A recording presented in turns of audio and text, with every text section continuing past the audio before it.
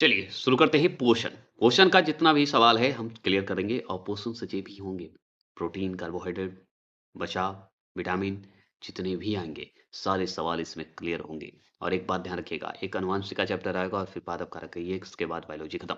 और सुन लीजिए, इसके बाद भी मैं बता दूँ, एक बात ध्यान रखिएगा कि मैंने किसी ने मतलब कोई कमेंट जो करते हैं, कभी बोलते हैं आंसर को दे दीजिए बगल में, कोई बोलते हैं आंसर को नहीं दीजिए। तो मैं यही कहना चाहता हूँ कि कुछ-कुछ में मैंने दिया है, कुछ-कुछ में नहीं दिया है।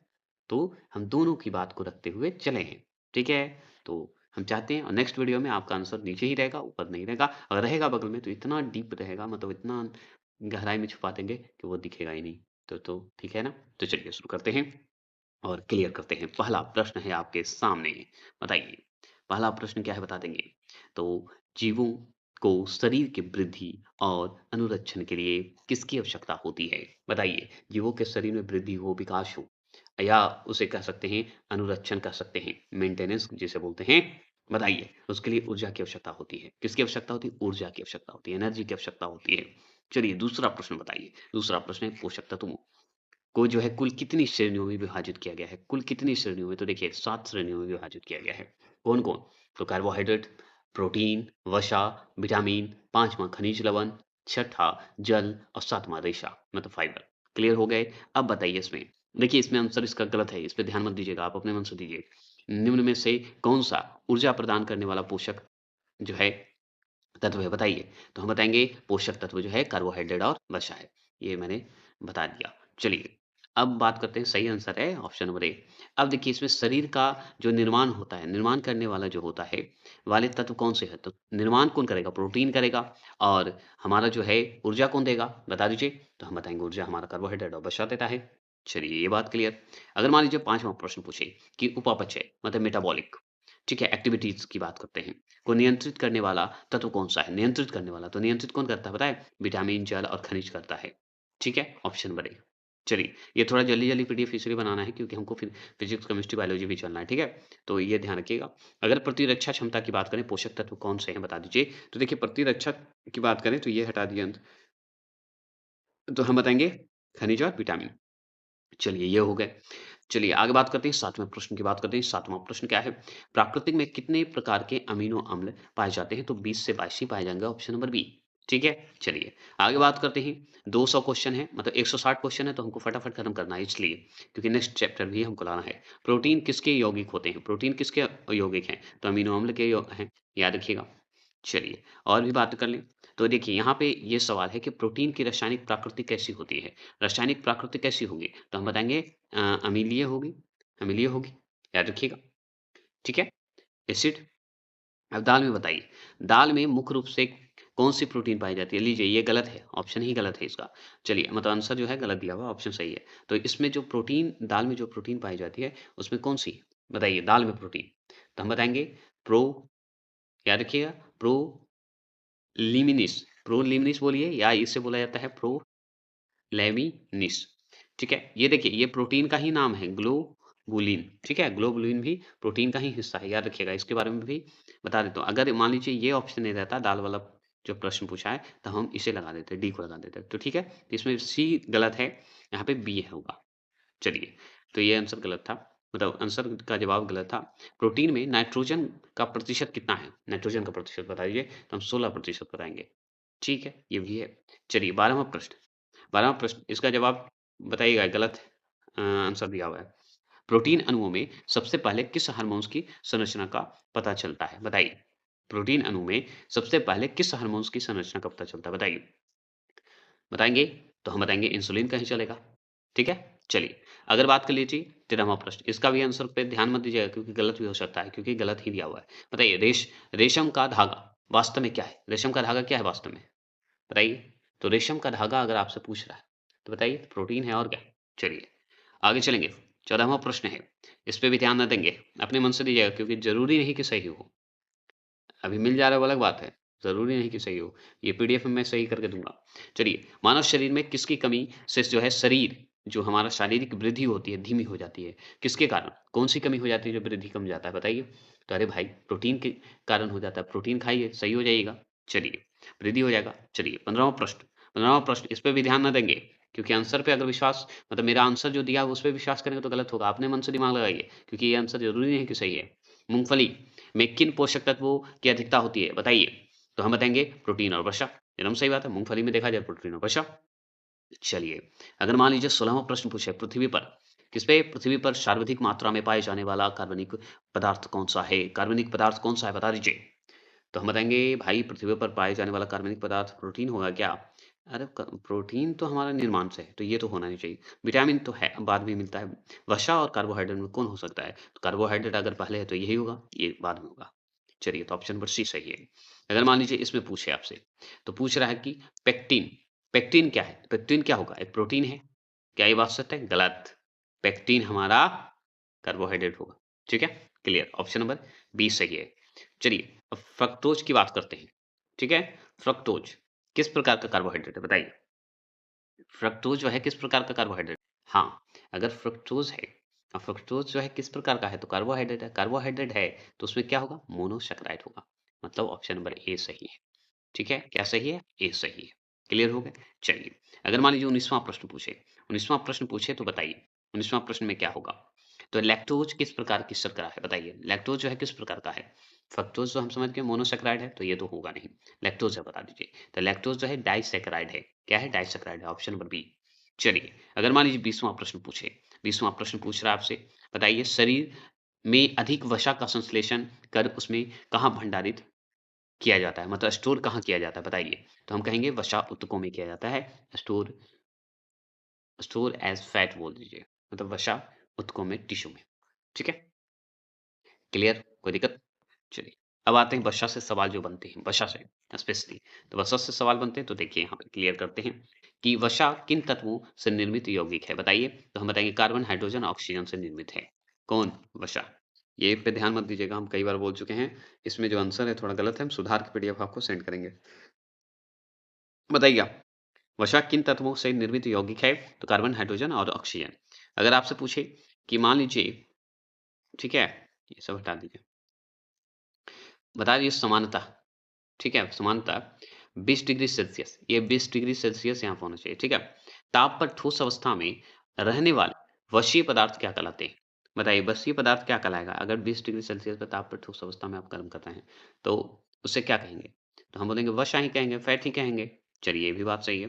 अगर मान लीजिए तीसरा प्रश्न आपसे पूछे कि अलसी और तीसी जो है किसका प्रचुर स्रोत है? बताइए किसका प्रचुर स्रोत है? इस पे ध्यान मत दीजिएगा। तो हम बताएँगे किसका है भाई, किसका है भाई? तो ओमेगा 3 वशीय अम्ल का है। ओमेगा 3 वशीय अम्ल का है, याद रखिएगा। अगर आपसे पूछ ले, चौथे प्रश्न की बात करते हैं। चौथा प्रश्न है कि किस पोषक तत्व से प्रति ग्राम सर्वाधिक ऊर्जा जो है 9.3, देखिए ये सब हटा दीजिए, ये गलती से है टेक्स्ट, ठीक है? 9.3 कैलोरी जीएम प्राप्त होता है, बताइए, ठीक है? मतलब आपसे सवाल यही है कि किस पोषक तत्व में प्रति ग्राम सर्वाधिक ऊर्जा प्राप्त होती है? तो वसा। वसा में 9.3 जो है प्रति ग्राम सर्वाधिक ऊर्जा प्राप्त होती है। अगर आपसे पूछे कि शरीर में त्वचा के नीचे मौजूद वसा का मुख्य कार्य क्या है? तो हम बताएँगे, बताइए? तो ऑप्शन नंबर बी ऊष्मा के ह्रास के विरुद्ध अवरोधक का कार्य करती है। अवरोधक मतलब रोकने का कार्य करती है। चलिए, हमको ये बताइए, ठीक है? कि मनुष्य के लिए सर्वाधिक महत्वपूर्ण वशीय अम्ल जो है कौन-सा है? मनुष्य के लिए सर्वाधिक जो महत्वपूर्ण वशीय अम्ल है, किसके लिए है? तो हम बताएँगे लाइनोलिक अम्ल। लाइनोलिक अम्ल बता दीजिएगा, ठीक है? Option number B. अगर मान लीजिए 7वाँ प्रश्न पूछे, 7वाँ प्रश्न क्या है कि असंतृप्त वसाओं, तेल से वनस्पति जो घी होते हैं, वनस्पति घी जो है किस प्रक्रिया द्वारा बनाया जाता है? किस प्रक्रिया द्वारा बनाते हैं बताइए तो? तो हम बताएँगे हाइड्रोजनीकरण द्वारा बनाते हैं। किसके द्वारा? हाइड्रोजनीकरण द्वारा बनाते हैं। 8वाँ प्रश्न की जवाब दीजिए, 8वाँ प्रश्न दीजिए। 8वाँ प्रश्न है कि जीवों में पाए जाने वाले वशीय पदार्थों को वैज्ञानिक रूप से क्या कहते हैं? तो हम बताएँगे लिपिड कहते हैं। क्या कहते हैं? लिपिड कहते हैं। अगर बात करते हैं 9वें प्रश्न की बात करते हैं, 9वाँ प्रश्न क्या है बताएँगे। तो 9वाँ प्रश्न है कि मूँगफली और सरसों में जो वसा का एकत्रीकरण कहाँ होता है बताइए? कहाँ होगा? तो हम बताएँगे ऑप्शन नंबर बी, कहाँ बताएँगे? स्फेरुशोम में होगा। स्फेरुशोम में होगा। क्लियर हो गया? कोई दिक्कत तो नहीं? अब हमको ये बताइए कि मूँगफली और सरसों आप है, उसमें कहाँ पे होगा? वशीय एकत्र होगा? तो हम बताएँगे स्फेरुशोम में। Option number B. अगर मान लीजिए पूछते हैं 10वां प्रश्न है और 10वां प्रश्न में बताएँगे कि निम्नलिखित में से कौन-सा संतृप्त वशीय अम्ल है? संतृप्त वशीय अम्ल है, उसका उदाहरण बताना है, तो इसका उदाहरण आप बताइए क्या होगा? बताइए, तो क्या होगा? ऑप्शन नंबर बी, पाइमीटिक, क्या बताएगा? पाइमीटिक और सटीयरिक अम्ल होंगे। ये सब तो ऐसे ही वो कर दिया। चलिए अब विटामिन से सवाल जो बनता है वो उससे क्लियर करते हैं, फटाफट खत्म करते हैं। विटामिन से बताइए किस विटामिन को हार्मोन्स भी कहा जाता है? किस विटामिन को हार्मोन्स कहते हैं? विटामिन डी को हार्मोन्स कहा जाता है, ऑप्शन नंबर बी, है ना? चलिए 12वां प्रश्न पे ध्यान दीजिए, 12वां प्रश्न को देखिए, 12वां प्रश्न है मानव शरीर में विटामिन ए किस अंग में जो है भंडारित होती है, स्टोर होता है? बताइए किस जगह पे होगा विटामिन ए भंडारित? तो हम बताएँगे यकृत में, लिवर में होगा। चलिए ये भी सही आंसर लगाए। अब 13वां प्रश्न का जवाब दीजिए, 13वां प्रश्न का जवाब देंगे, 13वां प्रश्न का जवाब दीजिए। विटामिन सी की सर्वाधिक मात्रा में जो है किसमें पाई जाती है? तो विटामिन सी की सर्वाधिक मात्रा में जो है सर्वाधिक मात्रा जो है किसमें पाई जाती है? तो हम बताएँगे इसका आंसर आंवला। Option number B.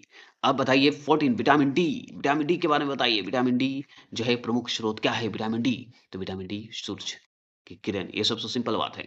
अब बताइए 15वां प्रश्न की बात करते हैं। 15वां प्रश्न क्या है बता दीजिए? तो मछली की मांस की तुलना में अधिक सुपाच्य क्यों माना जाता है? अधिक सुपाच्य क्यों मानते हैं बता दीजिए? तो हम बताएँगे 15वां प्रश्न में हम जानते हैं कि अगर मान लीजिए पूछे मछली को अगर मांस की तुलना में अधिक सुपाच्य क्यों माना जाता है? अगर आपसे पूछे तो हम इसका जवाब देंगे क्या?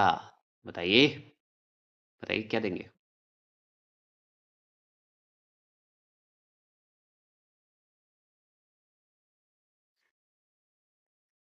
बहुअसंतृप्त वसा अम्ल बता देंगे। याद रखिए के कारण होता है। चलिए कार्बोहाइड्रेट और देखिए सामान्य विज्ञान की बात करते हैं कार्बोहाइड्रेट, ठीक है? पिछले इमेज के हिसाब से ही हम इसका आंसर भी रखे हैं। तो देखिए लार किसके पाचन में सहायता करती है? देखिए जिस बुक से पढ़ा रहा हूँ उसी का इमेज है, पिछला इमेज है, फिर से दोहरा रहा हूँ क्वेश्चन, तो हम बताएँगे मंड स्टार्च। ये क्वेश्चन छूट गया था आपका। 17वां प्रश्न बताइए, 17वां प्रश्न में बताएँगे क्या आंसर है? पौधे में कार्बोहाइड्रेट का संचयन किस रूप में होता है? तो हम बताएँगे स्टार्च के रूप में होता है। चलिए ये भी आंसर सही है। अब बताइए 18वां प्रश्न को ध्यान से देखिए, अब बताइए 18वां प्रश्न क्या है? 18वां प्रश्न है कि गेहूँ में कौन-सा प्रोटीन पाया जाता है? तो ग्लूटेन पाया जाता है। क्या पाया जाता है? ग्लूटेन पाया जाता है। अगर मान लीजिए पूछते आपसे कि क्या है? तो आपसे पूछे दूध का रंग श्वेत जो है किस प्रोटीन के कारण होता है बताइए? तो हम बताएँगे इसका आंसर केशिन होगा, कैरोटीन होगा, क्या होगा? तो हम बताएँगे केशिन क्योंकि ये प्रोटीन का नाम है, ठीक है? ये भी प्रोटीन का नाम है केशिन, याद रखिएगा। 20वां प्रश्न देखिएगा, 20वां प्रश्न है, इस पे ध्यान मत दीजिएगा, ये बता दे रहा हूँ। पृथ्वी पर सर्वाधिक मात्रा में पाए जाने वाला कार्बनिक पदार्थ कौन-सा है? बताइए, कार्बनिक पदार्थ कौन-सा है? बताइए, पृथ्वी पर सर्वाधिक मात्रा में पाए जाने वाला कार्बनिक मतलब कार्बनिक पदार्थ कौन-सा है? तो कार्बोहाइड्रेट है। ठीक है? चलिए, अब बताइए 41वां प्रश्न बताएँगे। 41वां प्रश्न बताइए ज़रा, बताइए। तो 41वां प्रश्न है, गेहूँ में कौन-सा प्रोटीन मुख्य रूप से पाया जाता है? बताइए, मुख्य रूप से कौन-सा पाया जाता है गेहूँ में? तो गेहूँ में अगर पूछे तो हम बताएँगे ग्लूटेन पाया जाता है, ऑप्शन नंबर बी। चलिए ये भी हो गया 41वां प्रश्न, 42वां प्रश्न। देखिए वहाँ पे 40 से 1 से 40 तक था, वहाँ पे नहीं लिख पाया नंबर, तो वो मिस्टेक हो गया, फिर 41 से लगातार रहेगा, ठीक है? 42वां प्रश्न है कि लार, ठीक है? लार जो है निम्नलिखित में से किसके पाचन में सहायक होती है? तो लार जो है निम्नलिखित में से किसके पाचन में होता है? तो हम बताएँगे मंड में होता है, स्टार्च में होता है, याद रखिएगा सहायक होता है। अगर मान लीजिए 43 क्वेश्चन नंबर 43 क्वेश्चन नंबर बता दिए। पौधे में कार्बोहाइड्रेट का संचयन स्टार्च के रूप में होता है, जबकि जंतु में किस रूप में संचित होगा? लिख लीजिए। सही बात है, अगर पौधे में कार्बोहाइड्रेट का संचयन जो होता है, मंड के रूप में होता है, स्टार्च के रूप में होता है, लेकिन जंतुओं में कैसे होगा? तो ग्लाइकोजेन के रूप में होगा। किसके रूप में होगा? ग्लाइकोजेन के रूप में होगा। क्या ये बात सत्य है? प्लीज कमेंट करेंगे और बताएंगे। तो option number C is right. चलिए ये सब इंग्लिश गलत मैंने बोल दिया, सही सुधार लीजिएगा। चलिए आगे बढ़ते हैं, फन करता रहता हूँ। पृथ्वी पृथ्वी पर सर्वाधिक मात्रा में पाए जाने वाला कार्बनिक पदार्थ कौन सा है? तो हम बताएंगे कार्बोहाइड्रेट तो है। चलिए ये भी क्लियर। अब बताइए 45 क्वेश्चन नंबर आ चुके हैं आपके स्क्रीन पर है। 45 है कि अलसी और तीसी किस वशीय अम्ल का जो है बताइए प्रचुर स्रोत है, तो ये भी दोहराए थे, ये गलत है। ऑप्शन नंबर बी नहीं होगा, ऑप्शन नंबर ए होगा, ओमेगा 3 याद रखिए वशीय अम्ल होगा। अगर आपसे पूछे 46वां प्रश्न, 46वां प्रश्न है 20 डिग्री सेल्सियस ताप पर जो वशीय पदार्थ द्रव अवस्था में होते हैं, उन्हें क्या कहा जाता है? 46वां प्रश्न का जवाब दीजिए। उसे हम तेल कहते हैं, ऑयल कहते हैं। क्या ये बात सत्य है? तो एकदम सत्य है। अगर आपसे पूछते हैं मछली की बात करता है, तो मछली के बारे में बता दीजिए कि मछली को मांस की तुलना में अधिक सुपाच्य क्यों माना जाता है? बताइए। तो इसलिए क्योंकि इसमें बहुअसंतृप्त वशीय अम्ल होते हैं, जिसे फूफा बोल दीजिए, ठीक है? उपस्थित के कारण होता है, याद रखिएगा। अगर मान लीजिए 48 क्वेश्चन नंबर आपसे पूछ रहा है, तो बता दीजिए। 48 क्वेश्चन नंबर है, किस पोषक तत्व से प्रति ग्राम शारीरिक ऊर्जा जो 9.3 कैलोरी ग्राम प्राप्त होता है, तो वो होता है वसा, 9.3, याद रखिएगा। Option number C. 49 question number बताइए, 49 को बता दीजिए। 49 का बताएँगे कि विटामिन डी का जो प्रमुख स्रोत निम्नलिखित में से क्या है? विटामिन डी का, तो हम बताएँगे सूर्य की प्रकाश, सूर्य की किरणें, सूर्य की प्रकाश, सूर्य का प्रकाश। अब बताइए आ गया 50वां प्रश्न कि किस विटामिन में को हार्मोन्स भी कहा जाता है? तो विटामिन डी को कहा जाता है। ठीक है? हार्मोन्स कहते हैं इसे। चलिए 51 क्वेश्चन नंबर। 51 क्वेश्चन नंबर क्या है बताइए कि मानव शरीर में जो है विटामिन ए जो है किस अंग में भंडारित होता है? विटामिन ए किस अंग में भंडारित होगा बता दीजिए? तो हम बताएँगे यकृत के तेल में, शकरकंद में, गाजर में, पालक में, ये सब में विटामिन ए होता है। तो यहाँ पे क्या है? यकृत है, लिवर है, तो लिवर टिक लगा दीजिएगा। यकृत के तेल में लिवर के 52 क्वेश्चन नंबर कौन-सा विटामिन स्वप्न मतलब ड्रीम को अधिक समय तक याद रखने में मदद करता है? कौन-सा विटामिन डी है? मतलब विटामिन डी बोल रहा हूँ। कौन-सा विटामिन ऐसा है जो ड्रीम को अधिक समय तक याद रखने में मदद करता है? कौन-सा विटामिन बताएँगे? विटामिन 6, विटामिन बी6, विटामिन 12 बताइए। आप पे डिपेंड करता है। तो हम बताएँगे कि स्वप्न की बात करेंगे और स्वप्न की नगरी की बात करेंगे, तो हमें तो नहीं पता, आपको पता है तो बता दीजिए। तो हम बताएँगे विटामिन बी6, ठीक है?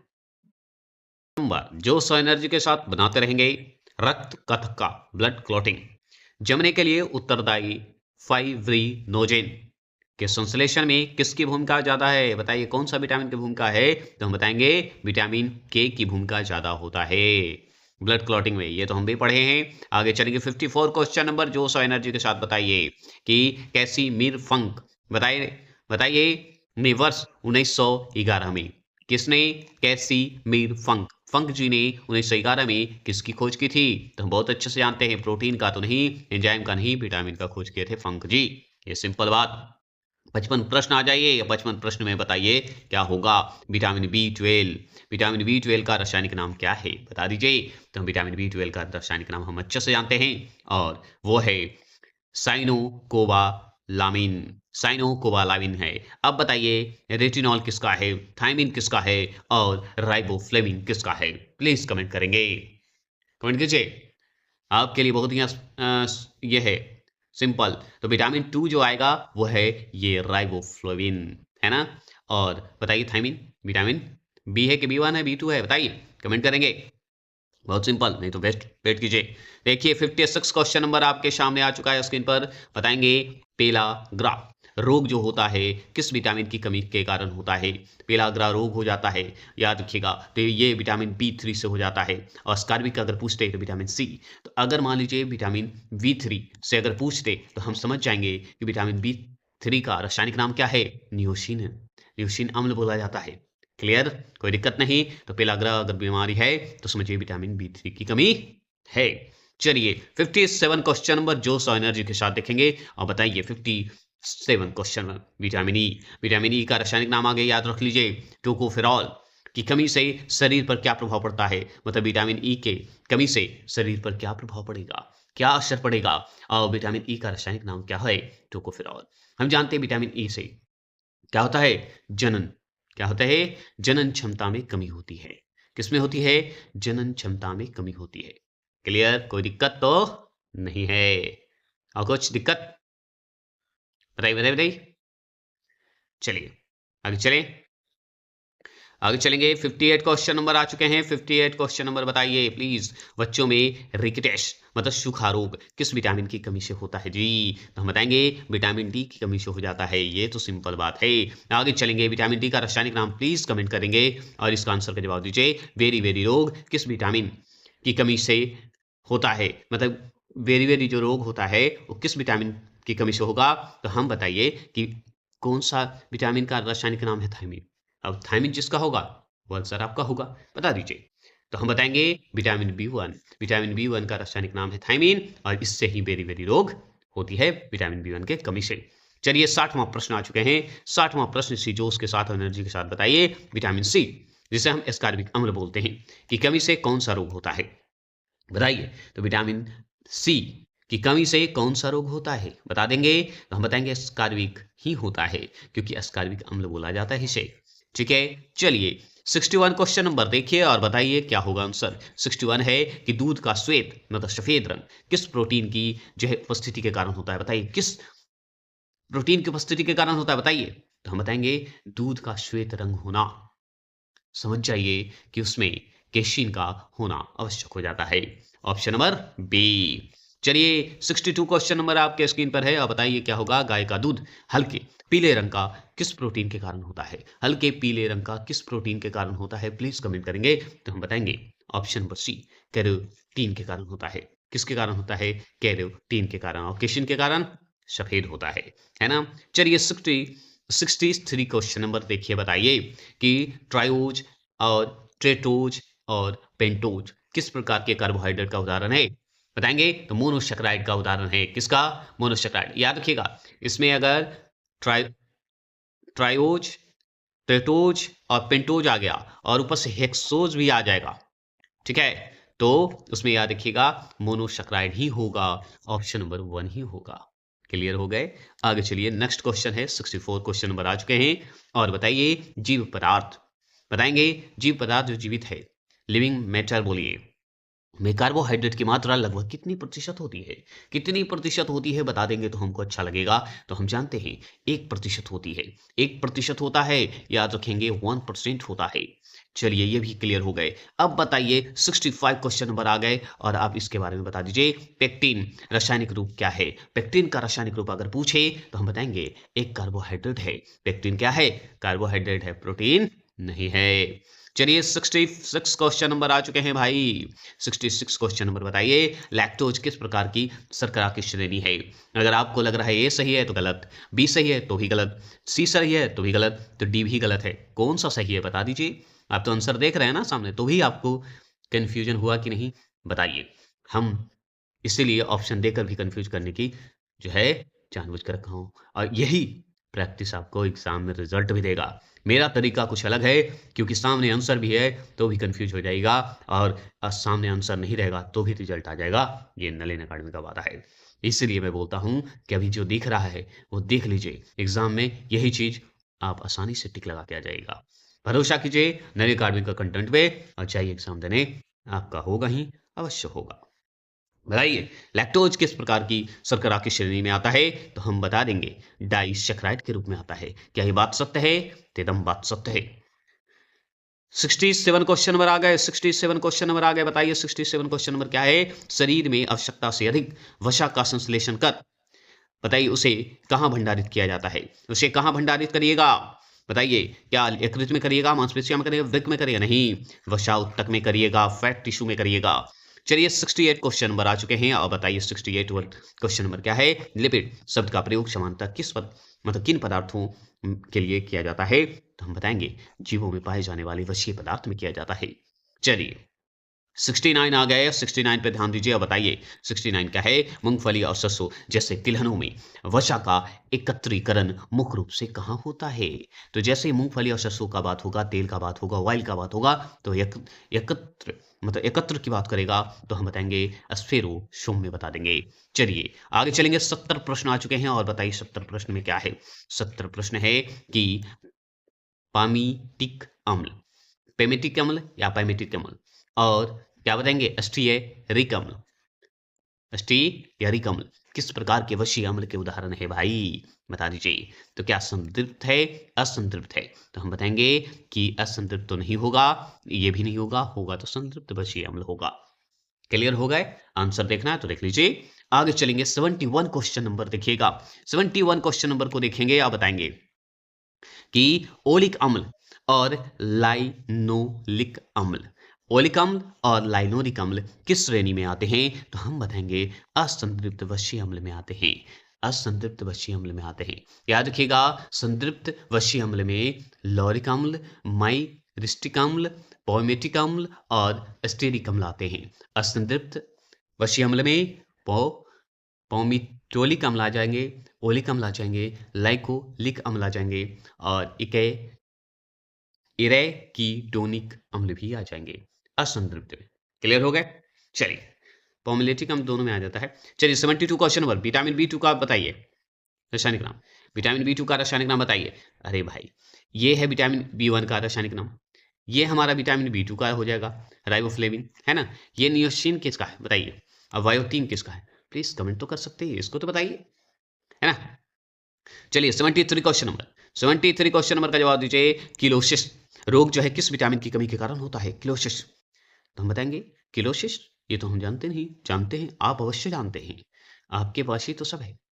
बताइए, किलोसिस की बात हो रही है, किस विटामिन के कारण जानते हैं किलोसिस?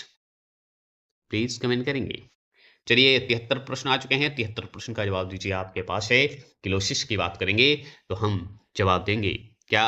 विटामिन बी 2 दे देंगे, क्योंकि इसी को विटामिन बी 2 को ही क्या कहते हैं? राइबोफ्लेविन कहते हैं, फ्लेविन बोलते हैं। चलिए 74 क्वेश्चन नंबर को ध्यान से देखेंगे और बताएंगे। 74 विटामिन बी थ्री का रासायनिक नाम क्या है? नियोसिन अम्ल बोलते हैं या नियोसिन बोलते हैं, ठीक है।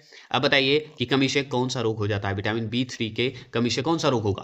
बता दीजिएगा। वेरी वेरी नहीं, एकदम नहीं, ये तो बी 1 से है, ये सी से है और ये डी से है, तो कौन होगा? पेलाग्रा, ठीक है, विटामिन बी 3। ऐसे विटामिन बी 3 और विटामिन सी। चलिए आगे चलेंगे। 75 क्वेश्चन नंबर, 75 क्वेश्चन नंबर को देखिए और बताइए। 75 क्वेश्चन नंबर है कि चर्म रोग और बालों का झड़ना, बताइए किस विटामिन की कमी से या कमी का लक्षण हो सकता है? बताइए, चर्म रोग या बालों का झड़ना किस विटामिन की कमी से होता है भाई? बता दीजिए। तो हम बताएंगे वायोटीन से। अब वायोटीन का रासायनिक नाम देखिए, वायोटीन जो है विटामिन बी 7 का रासायनिक नाम है। अब तो याद हो गया होगा, अब नहीं भूलिएगा। अब बताइए, तो ऑप्शन नंबर बी आंसर सही होगा ना जी, विटामिन बी 7 में होता है, विटामिन बी 7 के कारण ही होता है चर्म रोग, बालों को झड़ना, याद रखिएगा, ये सब लक्षण दिखेंगे। चलिएगा 76 क्वेश्चन नंबर आ जाइए और बताइए 76 में क्या है? 76 में है फोलिक अम्ल, जिसे विटामिन बी 9 भी बोलते हैं, की कमी से किस समस्या से हम लोग झेलते हैं या कौन सी समस्या उत्पन्न होती है? बताइए।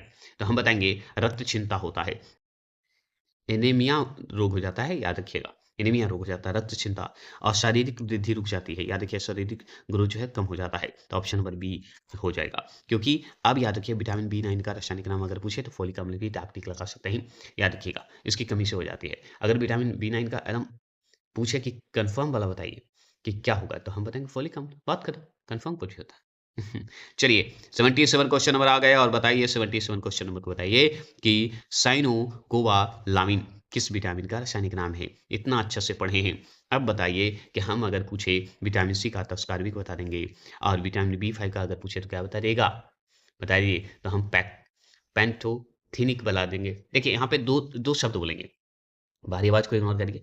विटामिन बी 5 का जो है, इसे हम रासायनिक नाम अगर पूछे तो पेंटोथेनिक भी बोल सकते हैं, पेंटोथेनिक भी बोला जाता है, ठीक है। याद रखिए एक ही शब्द है, दोनों में अंतर है थ और ट में, ठीक है। पेंटोथेनिक या पेंटोथेनिक अम्ल बोलते हैं विटामिन बी 5 को। ये हो गया। विटामिन बी 6 को क्या बोलते हैं? तो विटामिन बी 6 को बोलते हैं पायरिडॉक्सिन, पायरिडॉक्सिन होता है। अब बचा क्या? विटामिन बी 12 को ही तो बोलते हैं साइनोकोबालामिन बोलते हैं। क्लियर हो गया? चलिए अगर चलिए विटामिन, अब आ जाइए सी की बात बताइए। तो 78 क्वेश्चन में विटामिन सी, जिसे हम एस्कार्बिक अम्ल बोलते हैं, इसका मुख्य स्रोत क्या है? अरे आंवला है, खट्टा चीज है, और क्या? नींबू और खट्टा फल खाइए, आंवला भी आ जाता है। चलिए 79 क्वेश्चन नंबर बताइए और फटाफट जवाब दीजिए। 77 नंबर, कोलेजन तंतुओं और हड्डियों के मैट्रिक्स के निर्माण में कौन सा विटामिन सहायक होता है? हड्डियों की बात होगी और विटामिन डी को भूलिएगा, बताइए। नहीं, नहीं भूल सकते हैं ना, नहीं भूल सकते हैं। ऑप्शन नंबर क्या हो जाएगा? देखिए यहाँ पे गलत दे दिया है। देखिए इसका आंसर मैंने जो गलत बताया, इसका आंसर विटामिन सी ही होगा। क्यों होगा? सुन लीजिए। क्योंकि कोलेजन तंतु और जो हड्डियों का मैट्रिक्स होते हैं, उसका निर्माण जो है करने में विटामिन सी की भूमिका होती है। हड्डियों के लिए तो हमारा विटामिन डी इंपॉर्टेंट है, ठीक है, लेकिन मैट्रिक्स या तंतुओं का, ठीक है, उसका निर्माण जो करेगा वो विटामिन सी करेगा। चलिए आगे चलते हैं। 80 प्रश्न, 80 प्रश्न की बात करें। 80 प्रश्न देखिए। विटामिन बी 5, विटामिन बी 5 को क्या बोलते हैं रासायनिक नाम? पेंटोथेनिक बोलते हैं, याद रखिएगा। यहाँ पे कभी कभी ट की जगह पे त भी दे देता है, ध्यान रखना है। पेंटोथेनिक भी बोल दीजिएगा, पेंटोथेनिक भी बोल दीजिएगा, विटामिन बी 5 का रासायनिक नाम है। इसका मुख्य स्रोत कौन सा है? तो अंडा है, यकृत है, मांस है, मतलब लिवर है, लिवर का तेल, लिवर में तेल होता है ना, इसलिए लिवर में होता है। चलिए दूध, टमाटर, मूंगफली, ये सब हो गए ऑप्शन नंबर बी। चलिए आगे चलते हैं। आगे चलिए 81 क्वेश्चन नंबर आ चुका है। 81 क्वेश्चन नंबर को ये डॉलर वाला सीन जो दे दिया है वो गलत है। विटामिन बी 12 पूछ रहा है। विटामिन बी 12 का रासायनिक नाम तो हम पढ़ चुके हैं, साइनोकोबालामिन होता है। इसकी कमी से शरीर का कौन सा तंत्र जो है अव्यवस्थित हो सकती है, खराब हो सकती है, बताइए। तो हम बताएंगे बी 12 से हमारा नर्वस सिस्टम खराब हो सकता है, नर्वस सिस्टम से ही तो संबंधित है। ठीक है, रक्तचिंता, एनीमिया, इस तरह की बीमारियां फैलने की संभावना बढ़ जाती है। लेकिन हम बोलेंगे इसमें बी 12 जैसे ही आता है तो कोबाल्ट को याद करते हैं, है ना, याद रखेगा। तो याद रखेंगे तंत्र को प्रभावित करता है, नर्वस सिस्टम को प्रभावित करता है। आ जाइए 82 क्वेश्चन नंबर की बात करते हैं। 82 है कि दांतों के डेंटिन डेंटिन के निर्माण में कौन सा विटामिन महत्वपूर्ण भूमिका निभाता है। तो दांतों के डेंटिन में अगर पूछे निर्माण में कौन से विटामिन महत्वपूर्ण है तो हम बता देंगे। इसका आंसर का जवाब अवश्य देंगे विटामिन सी। क्या ये बात सत्य है, गलत? विटामिन डी होंगे, मतलब ऑप्शन नंबर सी सही है, विटामिन डी होगा आंसर। यही बात क्लियर है। लेकिन यहाँ पे तो गड़बड़ हो गई जी। देखिए इसमें आंसर जो है आपका तो दिया हुआ बी, लेकिन ये गलत है, ये यहाँ पे सी होना चाहिए। ठीक है, मतलब विटामिन डी होगा। डेंटिन के निर्माण में अगर पूछे तो विटामिन डी, लेकिन हाँ विटामिन सी भी इंपॉर्टेंट है और ए भी सही है। अगर दांतों के लिए अगर ए देखा जाए तो ये केरेटिन नामक एक प्रोटीन के निर्माण में मदद करता है और दांतों की बाहरी जो इनेमल होते हैं उसमें मदद करता है विटामिन ए। लेकिन विटामिन सी भी भूमिका निभाता है। तो विटामिन सी जो है ये क्या करता है कि मसूड़ों को जोड़ने में करता है, जिसे हम संयोजी ऊतक बोलते हैं या कनेक्टिव टिश्यू बोलते हैं। ठीक है, ये अपनी जगह को टिकाए रखने के लिए करता है, तो विटामिन सी है। लेकिन यहाँ पे डेंटिन निर्माण में अगर पूछा तो निर्माण जो रहे, दांतों से डेंटिन निर्माण हो तो ये विटामिन डी ही होगा। ठीक है, डेंटिन हो या आपको इनेबल हो, ये दोनों अगर आता है तो विटामिन डी। अगर इनेबल पूछता खाली इनेबल तो विटामिन ए।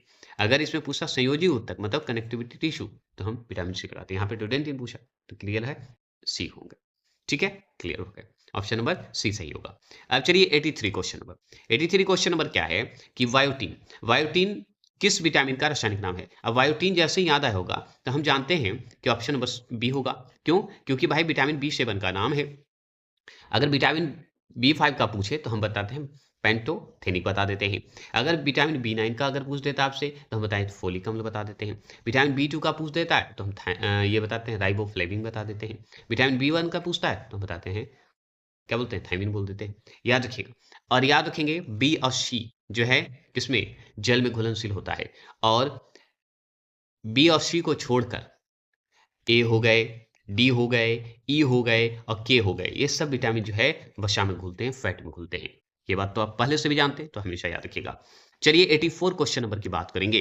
84 क्वेश्चन नंबर क्या है सुन लीजिए। विटामिन बी 6 जिसका रासायनिक नाम है पायरिडॉक्सिन। अब बताइए इसका मुख्य कार्य क्या है, इसका भूमिका क्या है। तो हम बताएंगे अमीनो अम्ल के उपापचय मतलब मेटाबॉलिक में सह संयोजक के रूप में काम करता है। मेटाबॉलिक के रूप में जो है सपोर्ट के रूप में करता है, सह संयोजक के रूप में करता है। चलिए ये भी सही है। 85 क्वेश्चन नंबर 85 क्वेश्चन नंबर को ध्यान से देखेंगे और बताएंगे पेंटोथेनिक अम्ल जो होता है किस पेंटोथेनिक अम्ल की कमी से होने वाला प्रमुख लक्षण कौन सा है। अब बताइए पेंटोथेनिक का, आप आंसर का जवाब दीजिए। पेंटोथेनिक का बताइए रासायनिक नाम तो हम जान गए, पेंटोथेनिक जान गए, इसका विटामिन कौन सा है, कौन से विटामिन का रासायनिक नाम है ये पेंटोथेनिक। तो हम बताएंगे बी 5, है ना। तो इसमें सफेद बाल और जनन क्षमता में कमी होती है। क्लियर हो गए, ऑप्शन नंबर बी सही है। अब बताइए 86 क्वेश्चन नंबर की बात करते हैं। 86 क्वेश्चन नंबर क्या है सुनिए। तो इसमें 86 क्वेश्चन नंबर है कि रुधिर जो होते हैं, देखिए यहाँ पे जो है ऑप्शन, ये जो ए ऑप्शन है पूरा है, ठीक है, ये थोड़ा स्पेस ज्यादा हो गया है लेकिन इसी के साथ है, ठीक है। और यहाँ पे ए है, बी है, सी है और नीचे एक डी है, ठीक है, दिख रहा होगा तो ठीक है, नहीं तो कोई बात नहीं, याद रखिएगा। तो इसी में आंसर देना है। तो रुधिर देव जो है आरबीसी है का निर्माण और डीएनए का संश्लेषण किस विटामिन की सहायता से होता है। ये आपसे अगर पूछे तो आपको बता देना है कि हाँ कि फोलिक अम्ल जो कि विटामिन बी 9 का रासायनिक नाम है और विटामिन बी 12 जिसे हम साइनोकोबालामिन बोलते हैं, इसका रासायनिक नाम। तो विटामिन बी 9 और विटामिन बी 12 मिलकर जो है भूमिका निभाता है और ये विटामिन सहायक होते हैं आरबीसी के निर्माण में और डीएनए के संश्लेषण में। ठीक है, चलिए 87 क्वेश्चन नंबर की बात करते हैं। 87 क्वेश्चन नंबर बताएंगे तो विटामिन बी 2 को ही हम राइबोफ्लेविन बोलते हैं रासायनिक नाम। अब बताइए किन महत्वपूर्ण सह संयोजक या सह एंजाइम बोलिए बताइए का घटक है बी 2, बताएंगे विटामिन बी 2। तो इसका आपको आंसर जवाब देना होगा। तो हम बताएंगे FAD और FMN। अब FAD और FMN क्या है आप कमेंट कर सकते हैं फुल फॉर्म, तो करिए, नहीं तो वेट कीजिए, अंत में हम बता देंगे। चलिए बता ही देते हैं, फिर आगे क्या। FAD का फुल फॉर्म अगर पूछे तो फ्लेविन, एडिनिन, याद रखिएगा, डी से होता है डी न्यूक्लियोटाइड बता देंगे, ठीक है। अगर एफ और एम आ जाए तो एफ से होता है फ्लोविन, याद रखिए फ्लोविन, और एम से मोनो, और एन से लिख दिएगा न्यूक्लिक योटाइड। क्लियर हो गया। चलिए, तो ये है फुल फॉर्म। आगे बात करते हैं। 88 क्वेश्चन नंबर आ चुके हैं। 88 क्वेश्चन नंबर का जवाब दीजिए। मांस, मछली, यकृत मतलब लीवर और अंडे किस विटामिन समूह के उत्कृष्ट स्रोत हैं, मतलब प्रमुख स्रोत माने जाते हैं, बता दीजिए। तो हम बताएंगे ऑप्शन नंबर बी। क्यों होगा? विटामिन बी का समूह है। विटामिन बी के समूह में कौन है? विटामिन B12, विटामिन B6 और विटामिन B3। ये तीनों इंपॉर्टेंट है इस सब चीजों के लिए, ठीक है। ये सब में मिलता है, मछली में आपको मिलेगा, यकृत में मिलेगा, ठीक है। चलिए 89 क्वेश्चन नंबर आ चुके हैं। 89 क्वेश्चन नंबर है कि नियोसिन अम्ल जो होते हैं किस विटामिन को कहा जाता है। आप बताइए, नियोसिन बताया जाता है तो विटामिन B1 को क्या बोलते हैं? थायमिन। तो ये पता हो गया, ठीक है। एक मिनट रुक जाइएगा, ठीक है, थायमिन। विटामिन B3 को क्या बोलते हैं बताइए? विटामिन B3 को बोलते हैं नियोसिनम। तो यही तो आंसर हो गया, विटामिन B3। विटामिन 5 को क्या बोलते हैं? विटामिन B5 को तो हम बोलते हैं पेंटोथेनिक अम्ल बोलते हैं। विटामिन B7 का, ये बहुत इंपॉर्टेंट पूछा हुआ बहुत सवाल है। B7 बहुत लोग भुला जाते हैं, बायोटीन हल्का है लेकिन भूल जाते लोग। चलिए 90 प्रश्न की बात करेंगे। 90 प्रश्न क्या है बता दीजिए। 90 प्रश्न है, पेशियों में एथन मतलब एथनी हो जाता है, और रक्त क्षीणता मतलब एनीमिया किस विटामिन की कमी का लक्षण हो सकता है? अब बता दीजिए। रक्त क्षीणता हो जाए, पेशियों में ऐंठन हो जाए, मतलब मसल जो है क्रैम्प हो जाए, तो कौन सी विटामिन की कमी हो जाती है? तो अब चलिए फिर विटामिन को जानते हैं। विटामिन ए को क्या कहा जाता है भाई? रेटिनॉल कहा जाता है, ठीक है। अब रेटिनॉल कहा जाता है ना। विटामिन के को कोबाल्ट कहा जाता है। के को क्या कहते हैं? नहीं, कोबाल्ट तो विटामिन B12 में होता है। ये विटामिन के को फिलोक्यूनोन कहते हैं, विटामिन के का रासायनिक नाम। विटामिन B6 का रासायनिक नाम बता दीजिए, प्लीज कमेंट कीजिए। तो विटामिन B6 का रासायनिक नाम अगर आपसे पूछ रहा है तो हम बताते हैं पायरिडॉक्सिन या पायरोडॉक्सिन बोलते हैं। विटामिन डी को क्या बोलते हैं बता दीजिए। विटामिन डी का कैल्सीफेरॉल, और विटामिन ई को टोकोफेरॉल, है ना। अब बता दीजिए किसमें जो रक्त क्षीणता है किस विटामिन की कमी से होता है? प्लीज कमेंट करेंगे तो हम बताएंगे विटामिन B6, ठीक है, विटामिन B6। चलिए, अगर मान लीजिए पूछ दे कि 91 क्वेश्चन नंबर कि विटामिन ए जिसे हम रेटिनॉल बोलते हैं रासायनिक रूप से, तो इसका मुख्य कार्य क्या है? तो दृष्टि रंगों का संश्लेषण और एपिथीलियम स्तरों में वृद्धि होने लगता है। तो ऑप्शन नंबर बी इसका सही आंसर है। चलिए, अगर मान लीजिए पूछ दे आपका 92 सवाल कि किस विटामिन की कमी से जो है जनन क्षमता में कमी और पेशियों की क्रियाशीलता कम हो जाती है, मतलब काम कम हो जाती है, तो यह है टोकोफेरॉल से हो जाती है। टोकोफेरॉल मतलब विटामिन ई, विटामिन ई का रासायनिक नाम ही टोकोफेरॉल, इसी के कारण जनन क्षमता भी हो जाती है। चलो, विटामिन ई की कमी से होता है। अगर मान लीजिए पूछते हैं 93 क्वेश्चन नंबर विटामिन के। विटामिन के को अगर पूछे विटामिन के का मुख्य स्रोत क्या है बता दीजिए, तो हम बताएंगे फिलोक्यूनोन बता देंगे। क्या बताएंगे? फिलोक्यूनोन बता देंगे। और इसमें हरी पत्ती, अंडा, यकृत और आंत की फैक्ट्रियों में ये आपका मुख्य स्रोत बताया जाता है। चलिए 94 क्वेश्चन नंबर आ गए। 94 क्वेश्चन नंबर क्या है सुन लीजिए कि कौन सा विटामिन जो है हड्डियों, दांतों की वृद्धि के लिए कैल्शियम व फास्फोरस का उपापचय है, मेटाबॉलिक है। तो हम बताएंगे विटामिन डी। और विटामिन डी का रासायनिक नाम कैल्सीफेरॉल है, ये हम जानते हैं। आ जाइए 95 क्वेश्चन नंबर आ गया आपके स्क्रीन पे। तो 95 का बताइए, यकृत में प्रोथ्रोम्बिन का संश्लेषण किस विटामिन की सहायता से होता है? बता जो सकते हैं तो बता दीजिए। तो हम बताएंगे ये होते हैं विटामिन के कारण होते हैं। क्या ये बात सत्य है?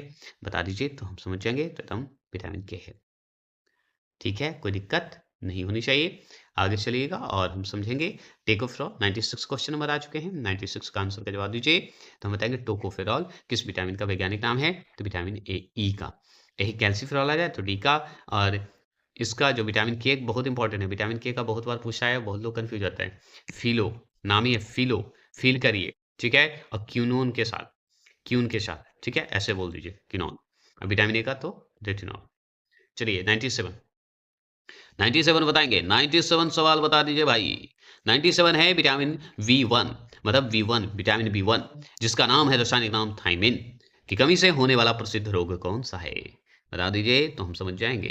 अच्छा, ये बात है तो हम बताएंगे, अवश्य बताएंगे। आप भी बताइए। तो हम जानते हैं विटामिन B1 से होने वाला बीमारी बेरी बेरी है, ये कौन नहीं जानता। ये सी से होता है, और पेलग्रा रोग जो होते हैं ये विटामिन B3 से होते हैं। और कोलिशिस अगर पूछते बीमारी तो आप बता दीजिए किससे होगा कोलिशिस, तो हम बताएंगे B2। चलिए आगे चलेंगे। 98 क्वेश्चन नंबर आ चुके हैं, टोटल 160 क्वेश्चन है, और ये पोषण से समाप्त होंगे। इससे ज्यादा सवाल पोषण से नहीं आएगा, ये नलिन अकादमी वादा करता है। चलिए, चर्म रोग हो या बाल का झड़ना, किस विटामिन की कमी से है? विटामिन B7 की कमी से है। अब विटामिन B7 की कमी से है तो बताइए विटामिन B7 का रासायनिक नाम क्या है? तो बायोटीन है, कौन नहीं जानता। ये रेटिनॉल ए, थायमिन B1, और राइबोफ्लेविन विटामिन B2। देखिए 99 क्वेश्चन नंबर आ चुके हैं। अब बताइए 99 क्वेश्चन नंबर में क्या है? शरीर की प्रतिरक्षा, मतलब इम्यूनिटी, और घाव भरने के लिए कोलेजन, क्या बोलते हैं? कोलेजन निर्माण हेतु कौन सी विटामिन आवश्यक है भाई? तो विटामिन B12 आवश्यक है। क्या है? विटामिन B12 आवश्यक है? नहीं, option number C, vitamin C ही आवश्यक है घाव भरने के लिए। समझ गए? ये थोड़ा फन करने के लिए कभी ए बी सी, इसलिए क्योंकि आपके सामने आंसर है, तो आप तो अपने आप को क्या कहिएगा कि आंसर तो देख रहे हैं सर, जवाब तो दे रहे हैं, लेकिन आंसर सामने भी रहते हुए मैं कंफ्यूज कर सकता हूँ, ये मैं जानता हूँ। इसलिए तो मैंने सेट इतना मजबूत आपको करवा रहा हूँ कि आंसर भी सामने है, तो भी आपको वहाँ पे ध्यान देना है कि आंसर आपका सही होना चाहिए, किसी और की बातों पे नहीं ध्यान देना है। आपको जब तक उस पर कॉन्फिडेंस ना आए, ठीक नहीं लगना चाहिए, ये पावर लाना है आप में, ये मोटिवेशन लाना है। क्योंकि आप एग्ज़ाम देने जा रहे हैं, किसी के ऑप्शन और सही गलत को देखने नहीं, आप अपना सही गलत चुनने जा रहे हैं। ये पॉज़िटिविटी लाइए अपने अंदर, जोश के साथ लाइए, और आपसे कम कोई नहीं है इस दुनिया में, ये मान के चलिएगा। बस लोगों को दिखाइएगा मत कि आप ज़्यादा हैं, खुद को मन में रखिए, ये पॉज़िटिविटी है। इसलिए मैंने आंसर भी देता हूँ, हर ढंग से मैं कंटेंट दे रहा हूँ, जिससे आपको कहीं भी एग्ज़ाम देने में दिक्कत ना हो। चलिए 100वां प्रश्न आ गया है, आपके सामने आंसर है सामने।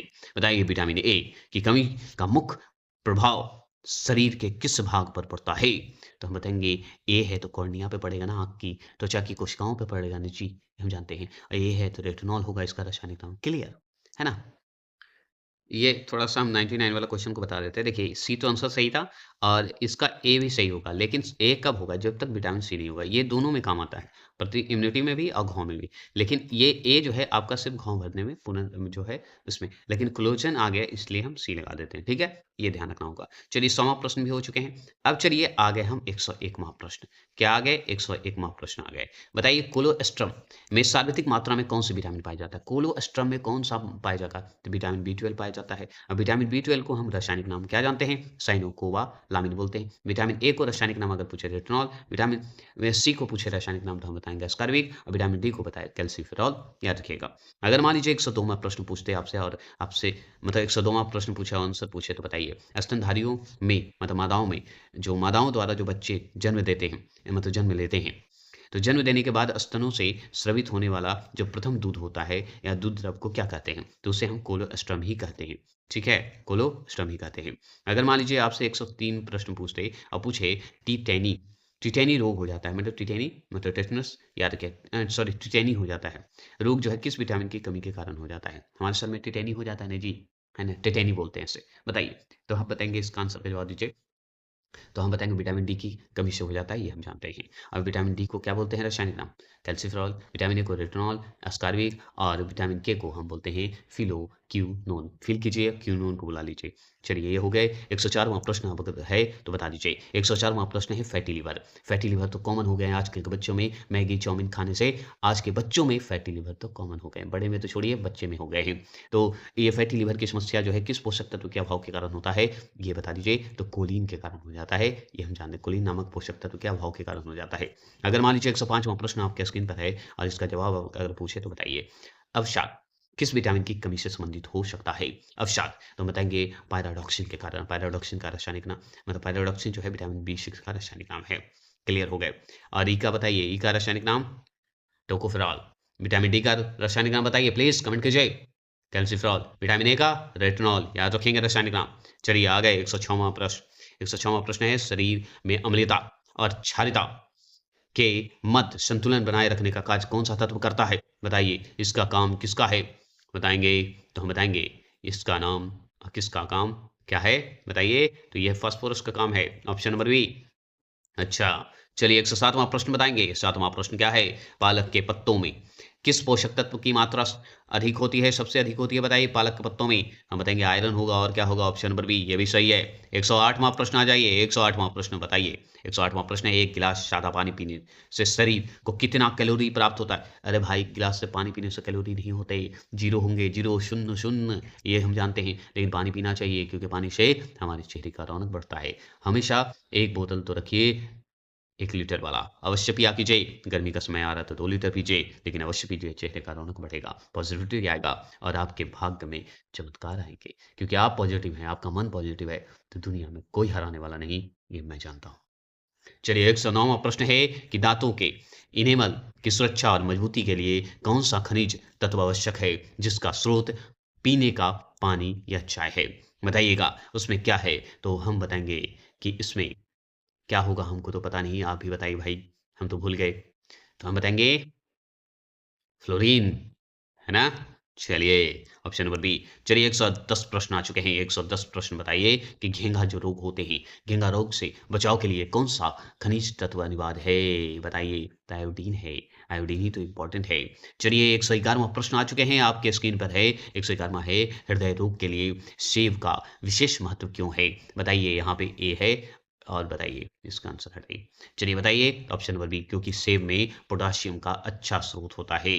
याद रखेंगे। 112वां प्रश्न आ चुके हैं। बासमती जो चावल खाते हैं, बासमती के चावल दाने पकाने पर लंबे क्यों हो जाते हैं? इसका आंसर पे जवाब दीजिए। तो इसका भी है माइलेज की उपस्थिति के कारण होते हैं। चलिए आ जाइए यहाँ पे और बताइए कि कौन-सा तत्व जो है वृक्क मतलब किडनी और पथरी को बनने में रोकता है? मतलब किडनी में जो पथरी होते हैं उसे बनने में रोकता है, तो वो है मैग्नीशियम। कौन-सा है? मैग्नीशियम। बनने से रोकता है मैग्नीशियम। अगर मान लीजिए 114वां प्रश्न पूछे और आपसे पूछे कि किस पोषक तत्व की कमी से जो है क्रिटिनिनजम नीजम या मंदबुद्धि बौनापन रोग हो जाता है, तो किसके कारण? तो आयोडीन के कारण। इसलिए आयोडीन इम्पोर्टेंट है। अगर आपसे पूछे 115वां प्रश्न पूछते और बताइए कि पूछते कि क्या होगा, तो ऊर्जा के मुख्य स्रोत किस पदार्थ का ऑक्सीकरण होता है? किस पदार्थ का ऑक्सीकरण होगा? प्लीज़ कमेंट करेंगे और हमें बताएँगे। प्लीज़ बताइए, कमेंट कीजिए और सही-सही जवाब दीजिए। बताइए, बताइए, बताइए। टी ग्लूकोज़, क्या ये बात सही है? एकदम। अब ऊर्जा चाहिए तो डी ग्लूकोज़ पीजिएगा, ग्लूकोज़ पीजिएगा ना, विटामिन डी, है ना? मतलब ग्लूकोज़ पिएँगे। चलिए, रुधिर ब्लड में कौन-सी शर्करा पाई जाती है भाई? बताइए तो, ग्लूकोज़ ही पाया जाता है ना ब्लड में, ठीक है ना? चलिए 117 प्रश्न आ चुके हैं हम लोग। सर्वाधिक मीठी प्राकृतिक शर्करा कौन-सी होती है? बता दीजिएगा, फ्रक्टोज़ होता है ना? चलिए 118वां प्रश्न बता दीजिए, बहुत इम्पोर्टेंट। मीठे फलों, शहद में पाई जाने वाली शर्करा कौन-सी होती है? तो हम बताएँगे फ्रक्टोज़ होता है ना? चलिए, एक बात ध्यान रखिएगा, मैं कभी-कभी बीच में फन जैसा शब्द में आवाज़ देता हूँ, इसलिए क्योंकि आप लोग मनोरंजन करते रहें और एमसीक्यू दें तो मूड फ्रेश रहे। चलिए आ जाइए 119वां प्रश्न आ गए। गेहूँ, चावल में कौन-सी प्रोटीन पाई जाती है? तो हम बताएँगे गेहूँ और चावल में ग्लूटेनिन पाया जाता है। कौन नहीं जानता है? चलिए 120वां प्रश्न की बात करेंगे। दूध में कौन-सा शर्करा होता है जी? तो लैक्टोज़ होता है जी, है ना? चलिए 121वां प्रश्न आ गए। 121वां प्रश्न है पौधों के लिए निम्नलिखित में कौन सा मृदा मतलब जल सर्वाधिक उपयोगी होता है? तो किसकीय जल होता है। क्या होता है? किसकीय जल होता है। 122वां प्रश्न क्या है देवी? 122वां प्रश्न है कि पौधे द्वारा बिना ऊर्जा खर्च किए अधिक जल अवशोषण की क्रिया क्या कहलाती है? निष्क्रिय अवशोषण कहलाती है। ये सब थोड़ा फास्ट चलेंगे क्योंकि ये समय रिपीट होते रहता है। अगर 123वां प्रश्न आ जाए और आपसे पूछे कि इसका आंसर का जवाब दीजिए, तो हम बताएंगे सक्रिय जल अवशोषण में पौधे किस रूप में ऊर्जा का प्रयोग करते हैं? तो हम बताएँगे एटीपी के रूप में करेंगे और क्या करेंगे? अगर आपसे पूछे 124वाँ प्रश्न की बात बताइए 124वाँ प्रश्न क्या है? तो हम बताएँगे कि वायवीय जो जड़ें होती हैं, ठीक है? जो रूट होता है, में पाए जाने वाला स्पंजी जो होते हैं, स्पंजी जो ऊतक होता है टिश्यू कौन-सा है जो नमी सोखता है? नमी सोख लेता है तो वो होता है बेलामेन। बेलामेन ही सोख लेता है। अगर 125वाँ प्रश्न पूछे और आपसे आंसर पूछे तो क्या जवाब दीजिएगा? बताइए। प्रकाश संश्लेषण किस प्रकार की जैविक प्रक्रिया है? बता दीजिए। तो उपापचय क्रिया है, मेटाबॉलिक एक्टिव है। अगर मान लीजिए 126वाँ प्रश्न पूछते हैं आपसे तो क्या जवाब दीजिएगा? बताइए। प्रकाश संश्लेषण की प्रकाश निराशित निराशित प्रवास्ता प्रवास्ता प्रावस्था है, सॉरी। कभी-कभी जोश एनर्जी में गलती कर देता हूँ। इसका आंसर होगा प्रकाश संश्लेषण की प्रकाश निराश्रित प्रावस्था को और किस नाम से जानते हैं? तो हम बताएँगे ब्लैक मैन प्रक्रिया द्वारा जानते हैं, मतलब रिएक्शन। चलिए 127 क्वेश्चन नंबर आ चुके हैं। इसका देख लीजिए 127 क्वेश्चन नंबर आ चुके हैं, पढ़ते हैं।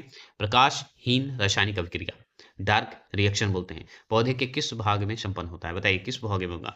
क्या इसमें होगा? हाँ, हो सकता है। नहीं, इसी में होगा, ऑप्शन नंबर बी। क्लोरोप्लास्ट आ गया ना जी। क्लोरोप्लास्ट के स्ट्रोम में होता है, ग्रेना में नहीं होता है। चलिए, अगर मान लीजिए 128वां प्रश्न आ जाए और पूछे आपसे कि क्या आंसर होगा इसका, हैं? तो हम बताएँगे कि पौधे द्वारा अवशोषित जल की कितनी मात्रा प्रकाश संश्लेषण की प्रक्रिया में जो है वास्तव में उपयोगी होती है? तो हम बताएँगे 1% होते हैं, बस 1% होता है।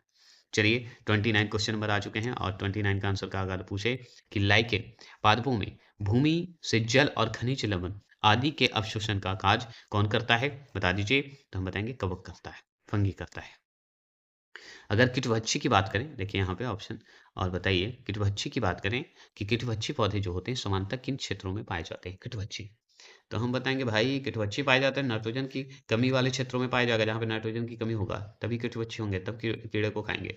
अब बताइए इसमें कि इस्ट और या म्यू म्यूकर और मशरूम मशरूम खाते हैं ना जी, को किस श्रेणी के अंतर्गत रखा जाता है? तो मृतो परजीवी पे रखा जाता है। मृतो मतलब डेड, मतलब मरा हुआ खाते हैं ना उसका।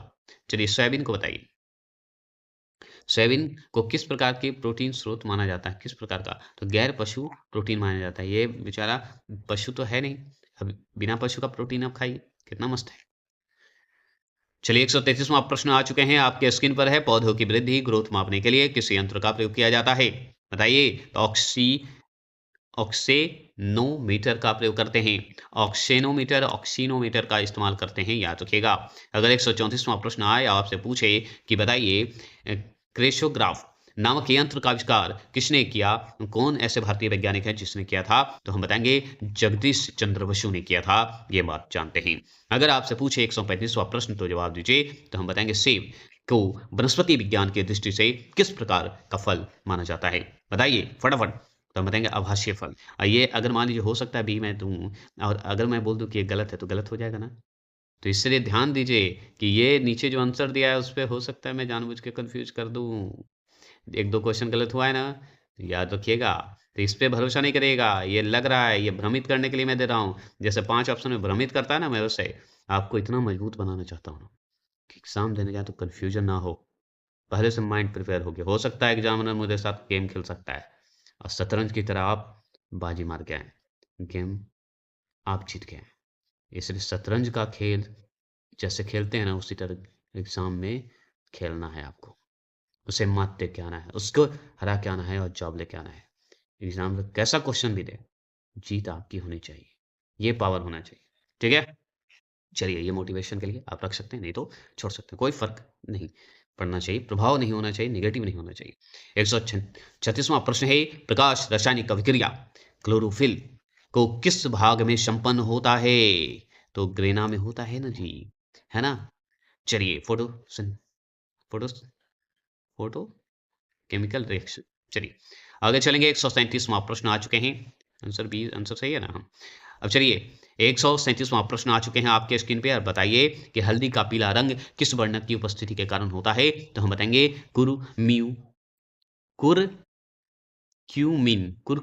कुरक्यूमिन के कारण हो जाता है, याद रखिएगा। चलिए टमाटर टमाटर टमाटर टमाटर टमाटर का लाल रंग किस कारण हो जाता है? तो लाइकोपीन के कारण हो जाता है। हल्दी में क्या पढ़े थे? देखिए यहाँ पे कभी-कभी दे देता है ये वाला, देखिए कुर का दे देता है, कुरकक यूमीन भी कर देता है, तो ध्यान रखिएगा। चलिए 139वां प्रश्न आ चुके हैं। 39वां प्रश्न क्या है? प्याज का जो लाल रंग और का बैगन का बैंगनी रंग जो है किस वर्ण के कारण हो जाता है? तो एंथोसायनिन के कारण हो जाता है। मतलब प्याज में जो लाल रंग होते हैं और बैगन में बैंगनी रंग हो जाते हैं उसमें। चलिए अब ये बता दीजिए जरा, बहुत हल्का है ना, पपीते का पीला रंग किस पिगमेंट की उपस्थिति के कारण होता है, मतलब किस तत्व के कारण हो जाता है? तो ज़ैंथोफिल के कारण हो जाता है। किसके कारण? ज़ैंथोफिल। अच्छा, मिर्ची में बता दीजिए तो जरा, मिर्ची क्यों लाल हो जाता है? तो ये हम बताएँगे कैप्सेनिन के कारण हो जाता है। अच्छा, ये भी बात समझ गए आप। अच्छा, तो 142वां प्रश्न बता दीजिए जरा, हम समझ जाएँगे आपको क्या आता है। तो आलू का हरा रंग है। आलू में हरा रंग हो जाता है ना जी, किस विषैले पदार्थ के कारण हो जाता है? वर्णक के रूप में हो जाता है, तो सोलेनिन के कारण होता है हरा रंग। ऐसे तो आपको आलू तो लाल और व्हाइट दिखता है, उजला आलू, लेकिन यहाँ पे क्या है? हरा रंग पूछ रहा है आलू में। चलिए 143 क्वेश्चन नंबर आ चुके हैं आपके स्क्रीन पर, और जवाब देना आपको है कि गाजर का नारंगी या लाल रंग, नारंगी रंग का भी गाजर होता है और लाल रंग का भी होता है, किसके कारण होता है? तो कैरोटीन के कारण हो जाता है। अब देखिए कुरक्यूमिन, कुरक्यूमिन क्या था? ये हल्दी से संबंधित था।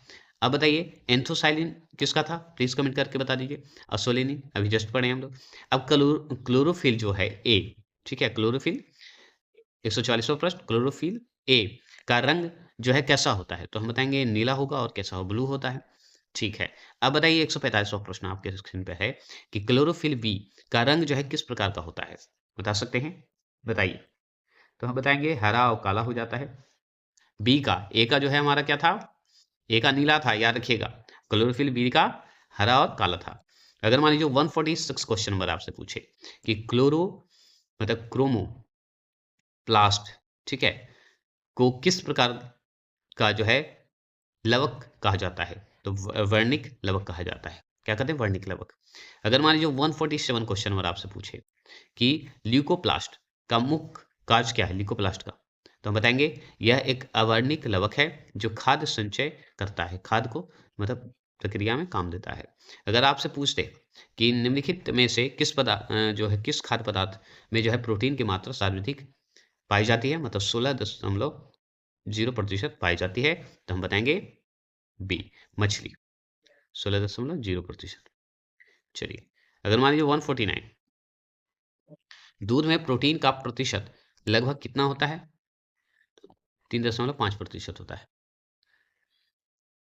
150वां प्रश्न, मांस में वसा की मात्रा लगभग कितनी होती है? 14.7% होती है।